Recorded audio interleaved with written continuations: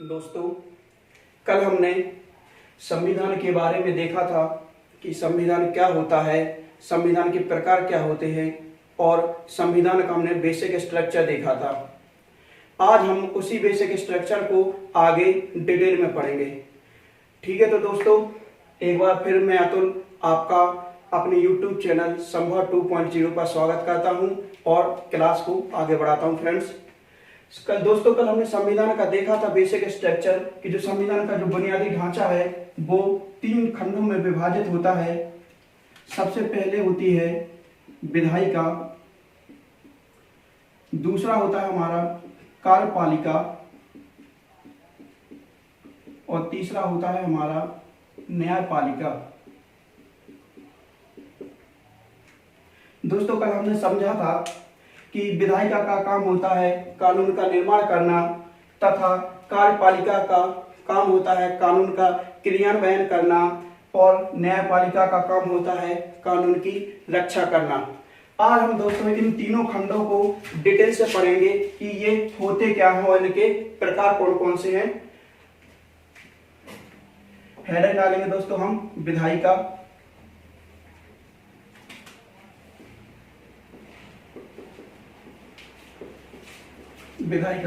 विधायिका का काम होता है दोस्तों विधि का निर्माण करना, इसीलिए हम इसे विधायिका कहते हैं।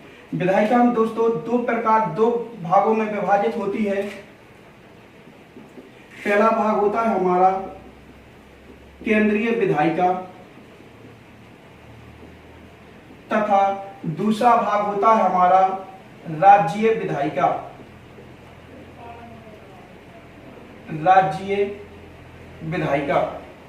विधायिका के दो हिस्से होते हैं, केंद्रीय विधायिका और राज्यीय विधायिका।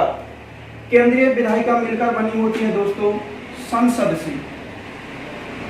केंद्रीय विधायिका में शामिल होती है संसद और संसद 3 अंगों से निर्माण होकर बनता है।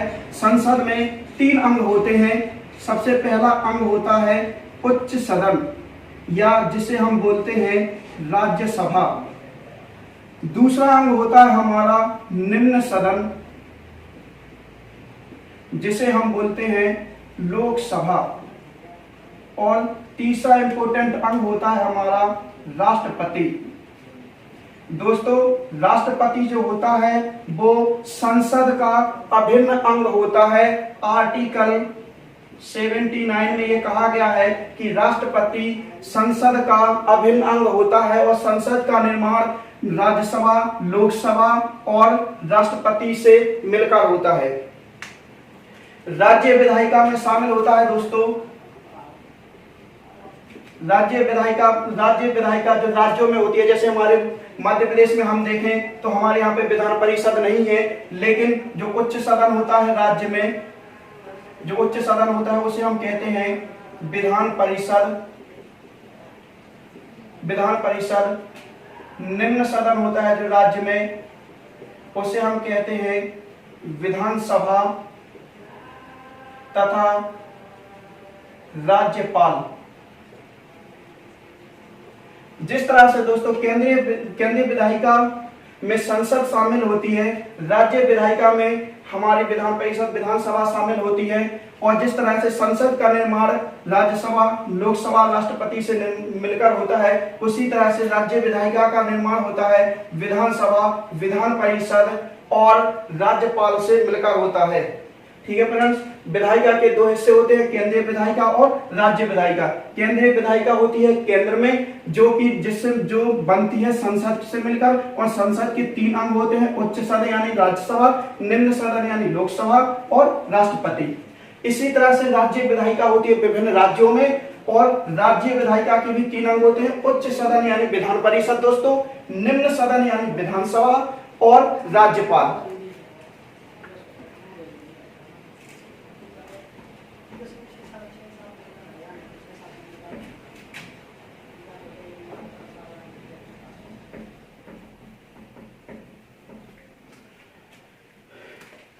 दूसरा हिस्सा आता है हमारे बुनियादी स्ट्रक्चर का कार्यपालिका।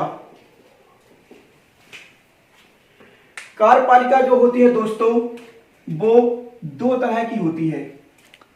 एक होती है हमारी स्थायी कार्यपालिका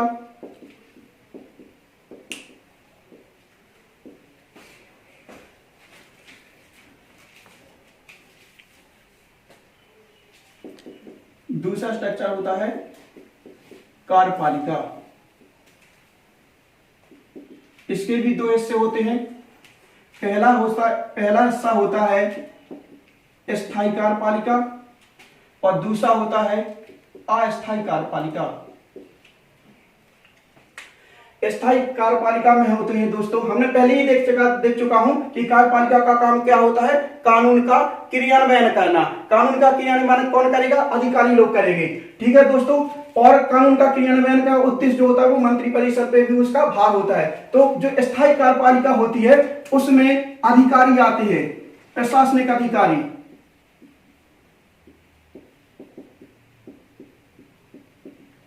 ये स्थायी क्यों, क्योंकि जो प्रशासनिक अधिकारी होते हैं वो परमानेंट होते हैं। अस्थायी में आती है हमारी मंत्री परिषद। अस्थायी कार्यपालिका में आती है हमारी मंत्री परिषद। मंत्री परिषद कैसी, अस्थायी होती है। हर 5 साल बाद मंत्री परिषद की संभावना होती है कि ये बदल जाएगी। ठीक है फ्रेंड्स, इसलिए इसे हम अस्थायी कार्यपालिका कहते हैं। और स्थायी कार्यपालिका होती है हमारी प्रशासनिक अधिकारियों से निर्मित। ठीक है फ्रेंड्स, अब हम इसमें भी थोड़ा अंदर जाके देखें तो इसकी भी जो कार्यपालिका होती है वो केंद्र में अलग कार्यपालिका होती है और राज्य में अलग कार्यपालिका होती है। तो सबसे पहले हम देखेंगे केंद्रीय कार्यपालिका। केंद्रीय कार्यपालिका। दूसरा देखेंगे हम राज्यीय कार्यपालिका। इसे भी हम डिवाइड कर लेंगे। एक होगी अस्थायी और दूसरी होगी स्थायी। इसे हम अनुदा इसे डिवाइड कर लेंगे, इसे भी डिवाइड कर देंगे स्थायी में और इसे डिवाइड कर देंगे अस्थायी में। केंद्रीय कार्यपालिका का जो स्थायी होगा वो कौन होगा, प्रशासनिक अधिकारी, IAS IPS, यानी जिनकी नियुक्ति राष्ट्रपति स्वयं करता है वो वाले अधिकारी आएंगे। अस्थायी में आएगी मंत्री परिषद केंद्र की। मंत्री परिषद केंद्र की प्रमुख कौन होगा, PM। जो हमारे प्राइम मिनिस्टर होते हैं वो कार्यपालिका के प्रमुख होते हैं। मेन कौन होता है, प्राइम मिनिस्टर। अभी हमारे मंत्री परिषद के प्रमुख कौन है, श्री मोदी जी। ठीक है फ्रेंड्स, तो ये अस्थायी होगी। मंत्री परिषद जो होती है वो अस्थायी कार्यपालिका में होती है और यहाँ पे प्रमुख कौन होगा, PM। इसी तरह से राज्य में हम बात करें तो वो स्थायी कार्यपालिका में वो प्रशासनिक अधिकारी आएंगे जिनकी नियुक्ति राज्यपाल करता है और जिनकी जो नियुक्ति होती है वो PCS के थ्रू होती है, अदर एग्जाम के थ्रू होती है। उनकी नियुक्ति कौन करता है, राज्यपाल करता है। इसकी भी प्रशासनिक अधिकारी। और अस्थायी में आएगी हमारी विधानसभा के जितने भी मेंबर होते हैं जो कानून बनाते हैं, जो विधानसभा की जो मंत्री परिषद होती है वो आएगी मंत्री परिषद। प्रमुख होगा यहाँ पर CM। ठीक है फ्रेंड्स, तो ये हो गया हमारे कार्यपालिका का डिवीजन। पहला होता हमारा केंद्रीय कार्यपालिका, दूसरा होता राज्य कार्यपालिका। हम उसे और अंदर से डिवाइड करें तो स्थायी और अस्थायी। स्थायी में आते हमारे IAS IPS और अस्थायी में आती है हमारी मंत्री परिषद। इसी तरह से राज्य कार्यपालिका में देखें तो स्थायी में आएंगे हमारे प्रशासनिक अधिकारी जिनकी नियुक्ति करेगा राज्यपाल और अस्थायी में आएगी वो मंत्री परिषद और प्रमुख होगा हमारा CM। ठीक है फ्रेंड्स, इसी तरह से हम देखेंगे न्यायपालिका को। न्यायपालिका में इतना इंपॉर्टेंट कुछ है नहीं, सिर्फ हमें ये देखना है कि इसका स्ट्रक्चर कैसा होता है।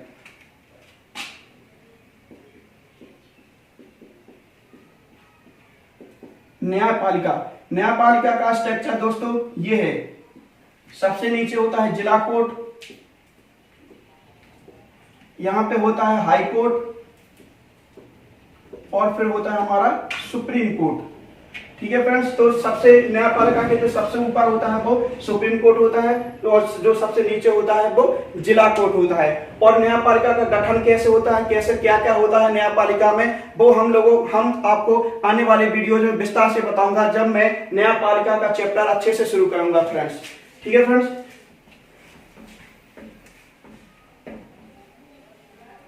ये हो गया हमारे न्यायपाल, ये जो हमने अभी जो पढ़ा है वो पढ़ा हमने संविधान का बेसिक स्ट्रक्चर, हमने विधायिका के बारे में समझा, हमने कार्यपालिका के बारे में समझा और हमने न्यायपालिका के बारे में समझा। अब हम देखेंगे दोस्तों संविधान का स्वरूप, यानी संविधान का गठन हमने कहां कहां से किया है। दोस्तों सबसे ज्यादा संविधान का, हमारा जो भारत का संविधान है उस पर जो सबसे ज्यादा प्रभाव है वो है 1935 के भारत शासन अधिनियम का। भारत शासन अधिनियम, यानी हमारे जो संविधान का ज्यादा से ज्यादा हिस्सा वो 1935 के संविधान से या तो जो कहते हैं ले लिया गया है या फिर उसमें थोड़े से चेंजेस करके उसे हमने अपना लिया है दोस्तों। ठीक है, फिर हमने कुछ संविधान हमने ब्रिटेन से लिया है, कुछ हमने ब्रिटेन से लिया, कुछ अमेरिका से लिया, कुछ हमने कनाडा से लिया, कुछ हमने ऑस्ट्रेलिया से लिया, कुछ हमने रसिया से लिया, कुछ हमने जापान से भी लिया, कुछ हमने जर्मनी से भी लिया, कुछ हमने आयरलैंड से भी लिया। ठीक है फ्रेंड, इस तरह से हमने अपने संविधान का निर्माण किया है।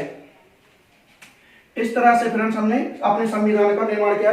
दोस्तों हमारे संविधान में विश्व के बहुत से देशों के संविधान को शामिल किया गया है, लेकिन जो मेनली है हमने यहाँ पे उन देशों के नाम लिख दिए हैं। दोस्तों यहाँ से आप लोग एक चीज समझो कि हमने ये देखा कि भारत का जो संविधान है उसमें कई देशों के संविधान का प्रभाव दिखाई देता है, इसलिए कई राजनीतिक विचारक भारत के संविधान पर कई तरह के आरोप लगाते हैं।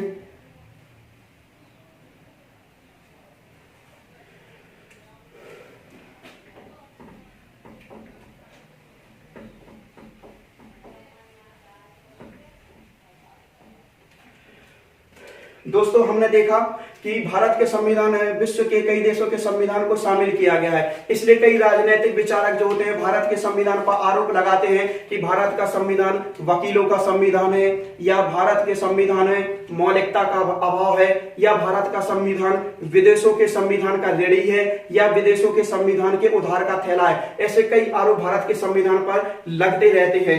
एक राजनीतिक विचारक थे केसी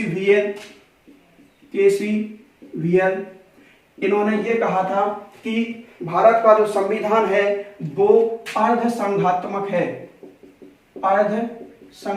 है और इसे चुनौती दी गई थी 1994 में, और इसे चुनौती दी गई थी 1994 में, और उस समय सुप्रीम कोर्ट ने यह कहा था कि भारत का जो संविधान है वो संघात्मक संविधान है और भारत के जो संघात्मक इसकी विशेषता है वो भारत के संविधान के मूलभूत ढांचे में प्रस्तुत की गई है। ठीक है फ्रेंड्स, केसीबीए ने यह कहा था कि भारत का जो संविधान है वो आज संघात्मक है, जिसे चुनौती दी गई थी सुप्रीम कोर्ट ने। तो सुप्रीम कोर्ट ने 1994 में स्पष्ट कह दिया गया था कि Indian constitution is a federal constitution and federalization is the basic structure of Indian constitution, यानी भारत का संविधान संघात्मक संविधान है और संघात्मक विशेषता इसके मूलभूत ढांचे में स्थापित की गई है, इसलिए भारत का संविधान संघात्मक संविधान है दोस्तों। ठीक है फ्रेंड्स, और संघात्मक शासन प्रणाली हमने कनाडा के संविधान से ली थी। ठीक है फ्रेंड्स, आज के लिए इतना ही। आगे हम देखेंगे संविधान का गठन कैसे हुआ।